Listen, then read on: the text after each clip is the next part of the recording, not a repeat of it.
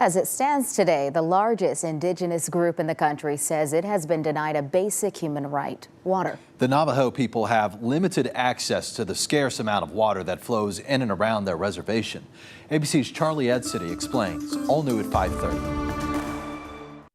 After serving 21 years as a United States Marine, Kyle Lewis recently returned to his roots in the Southwest on the Native American reservation known as the Navajo Nation, or Dinepiqueya, to those who call it home. You travel around the world, you see a lot of different countries, you meet a lot of different people, and they talk about America being very, privileged. Lewis says there's a strong veteran community on the reservation. Many of the Diné or Navajo people enlisting in the military to protect our country. We have to protect our homeland, and it includes America, all of America. But after coming back with his 3 children, Lewis couldn't help but notice the similarities between the third world countries where he was deployed and the Navajo reservation, particularly the lack of access to clean water. I'm back here on the reservation doing the same exact thing I was doing, in the Middle East. Lewis says those living on the reservation have to plan their days around trips to the nearest water pump just to get clean water. 35 minutes there, you fill up your tanks and then you drive 35 minutes back.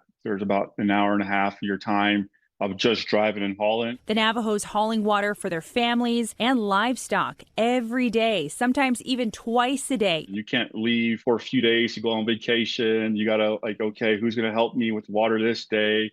If you have vehicle trouble, what's your backup plan? So it's a lot of planning and coordination. Lewis says his family members are getting older and it's getting harder for them to haul water every single day. The solution, Lewis says, is getting water lines to these rural areas, adding that it would allow his community to do more for themselves. I talk a lot to my aunts and I talk a lot to my uncles. They always say, I don't have time for myself. I know my grandmother's always been trying to travel and get away for the longest time. A landmark bill introduced to Congress this year would create this critical infrastructure, which would divert water to Navajo communities. But if the bill does not pass, it's unclear whether the Navajo people will ever get access to this crucial resource. Regardless if we get water or not, we're going to continue to live the way we live because we love our animals, we love our history, we love our culture.